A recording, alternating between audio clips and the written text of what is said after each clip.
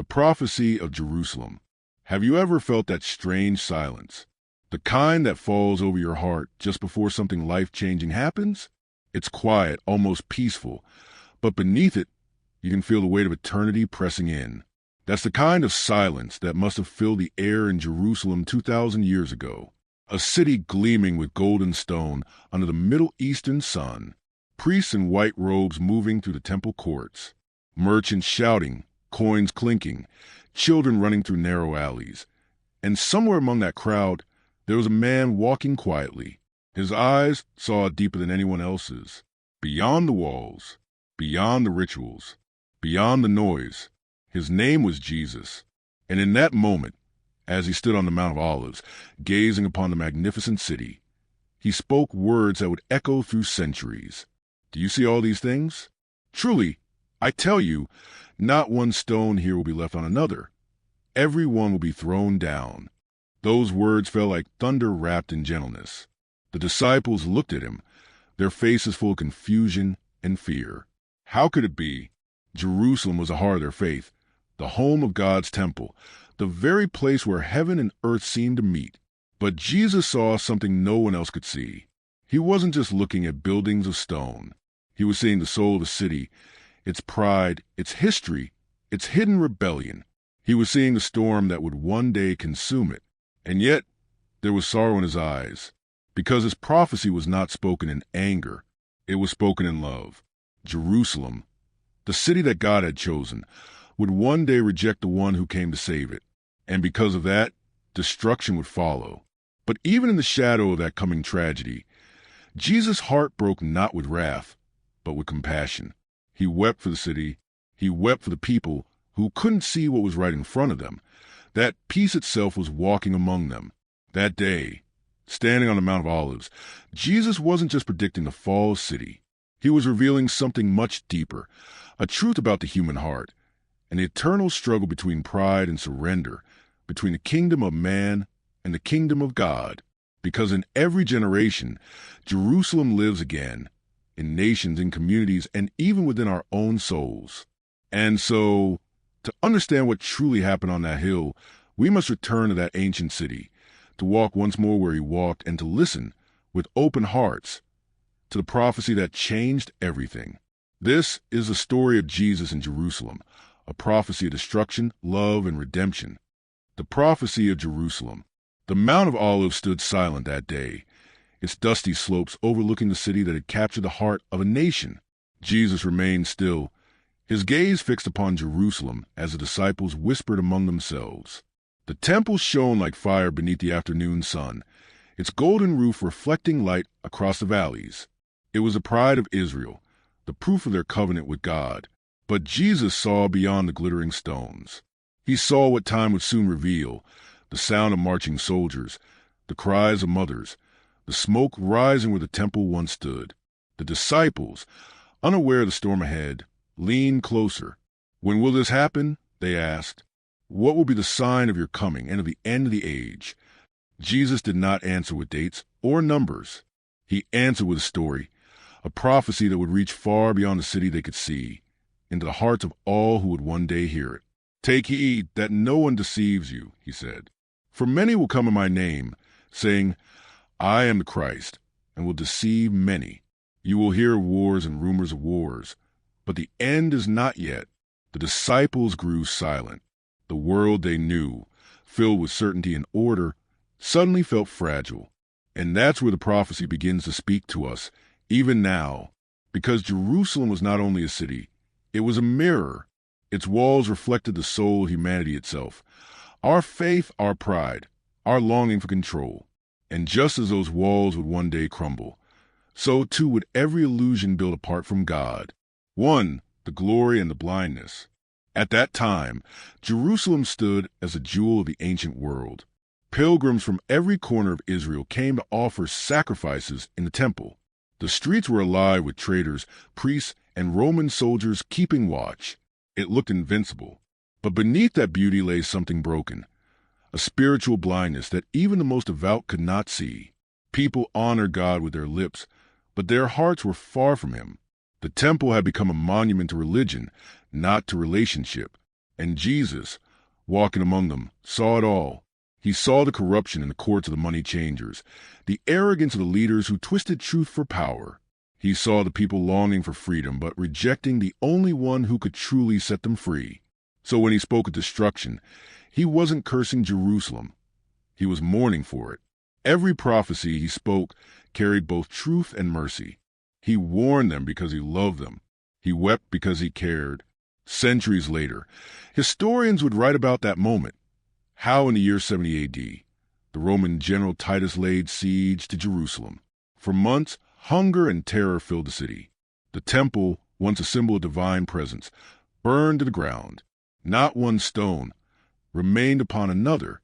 But what history calls tragedy, heaven calls fulfillment, because Jesus' prophecy was never about the end of stones. It was about the beginning of grace. 2. Signs of the times. As Jesus continued to speak, his words unfolded like waves, each one revealing a layer of meaning deeper than the last. He spoke of nations rising against nations, of earthquakes, famines, and fear. He spoke of betrayal, brother against brother, and of faith growing cold. But he also said something remarkable. This gospel of the kingdom will be preached in all the world as a testimony to all nations, and then the end will come. In that single line, Jesus revealed both warning and hope. Darkness would come, yes, but the light would never be extinguished.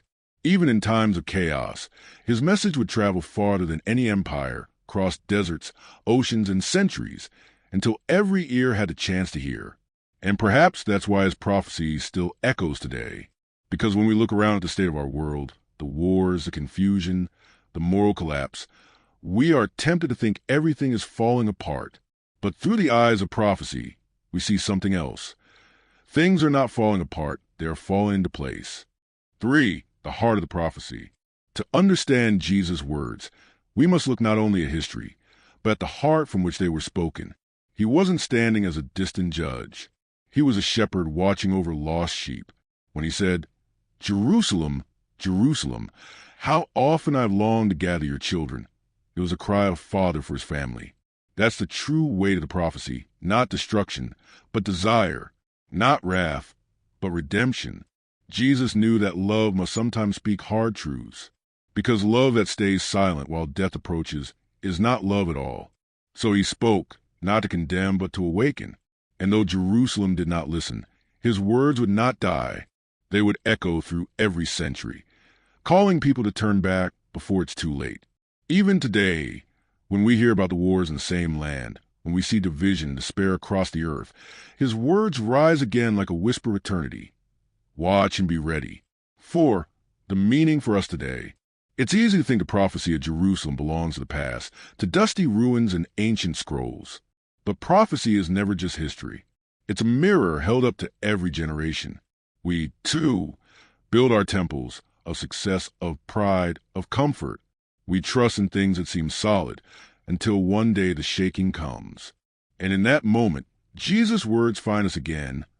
Not one stone will be left upon another. It's not a curse. It's a call to remember that what is seen is temporary, but what is unseen is eternal. The prophecy of Jerusalem invites us to rebuild, not with bricks, but with faith, not with fear, but with surrender. 5. Hope rising from the ruins. History tells us that after the temple fell, a remnant remained, small, scattered, but steadfast. They carried the teachings of Christ into the world. And what began with sorrow turned into salvation. The destruction of Jerusalem became the doorway for grace to reach the nations, because where religion ended, relationship began. Where walls fell, the Spirit moved freely. That is the beauty of prophecy. It reveals that even in the ashes, God is building something new. And perhaps that's the message for our world today. When everything seems to be collapsing, when truth feels fragile and hope feels distant, remember, every ending God allows is the beginning of something eternal. So as Jesus stood on the Mount of Olives that day, he was not just looking at Jerusalem's future. He was looking at yours and mine. Because within each of us lies a city, a place where heaven longs to dwell. And when we finally let go of our walls, when we surrender our kingdoms for his, the prophecy is fulfilled once more, not in destruction, but in renewal. That's the mystery of his words. They warn, but they also heal. They break down, but they also rebuild. Because Jesus never spoke just to end things. He spoke to bring life where death once ruled. The prophecy fulfilled, the road to the cross. And so, the city that once echoed with laughter and song now stood silent. Jerusalem, the city that kills the prophets, that stones those sent to her, had become the very image of sorrow. The streets that once cheered for the Son of David now whisper with fear, as shadows lengthened beneath the Passover moon. Jesus walked among them no more as a teacher from Galilee, but as a lamb led to the slaughter. Every step toward Calvary was a heartbeat closer to prophecy fulfilled. The judgment he had spoken over the city that refused to see. Yet even as the world turned its face away, he did not curse it. He looked upon Jerusalem, upon us all, with eyes filled not with wrath but mercy. The same lips that foretold destruction now whisper forgiveness. The same hands that would be pierced still reached out in love. The Roman soldiers did not understand the weight of the moment. The religious leaders, blinded by fear, thought they were silencing a rebel. But heaven wept, for the very one through whom all things were made was now being condemned by his creation. The night fell heavy. In the garden called Gethsemane, olive trees bore silent witness to his agony. His sweat fell like drops of blood upon the earth, the very ground soon to drink his blood in full. And though he could have called upon legions of angels, he chose silence. He chose obedience. He chose the cross. Betrayed by a kiss. Judged in the courts of men. Scourged until flesh hung like torn garments. And crowned with thorns, the mock crown of a true king. Each lash, each blow, each insult, fulfilled what prophets had written centuries before. And when they laid the cross upon his shoulders, the world trembled. The dust rose beneath his feet as he walked the path called the Via Dolorosa, the way of sorrows. Some wept, others mocked, but he carried not just the wood. He carried the weight of every sin, every sorrow, every broken heart that ever was or ever would be. Upon the hill called Golgotha, the Lamb was lifted high. The sky grew dark, the earth quaked, and the veil of the temple tore in two. From top to bottom, he cried out, "Father, forgive them, for they know not what they do." And with a final breath he declared, "It is finished." The prophecy had found its end, and yet its beginning, for in his death, the story of redemption truly began. Sparkles of resurrection and the light of hope. 3 days passed. The world held its breath beneath a silent sky. The stone, sealed by the empire, guarded a tomb thought to hold the end of all hope. But heaven had written a different ending. At dawn, as the sun rose upon the first day of the week, light pierced the darkness. The earth shook once more, not in judgment, but in victory. The stone was rolled away, not by human hands, but by divine power. And the tomb was empty. He was not there. He had risen, just as he said. The same city that had witnessed his sorrow now stood upon the threshold of glory. The same hearts that had fled in fear now burned with faith. For death had been conquered, and grace had triumphed over sin. When the risen Christ appeared to his disciples, his first words were not of anger or rebuke. They were words of peace. Peace be unto you. And in that moment, the world changed forever. The prophecy over Jerusalem, though shadowed by destruction, had given way to a greater promise, that from the ashes a new covenant would arise, not written upon stone, but upon hearts, not confined to one city, but offered to all nations. And so, the story of the cross became the story of every soul redeemed by love. From Jerusalem to the ends of the earth, his message echoes still, that even in ruin, there is redemption. Even in death, there is life. Even in darkness, there is light.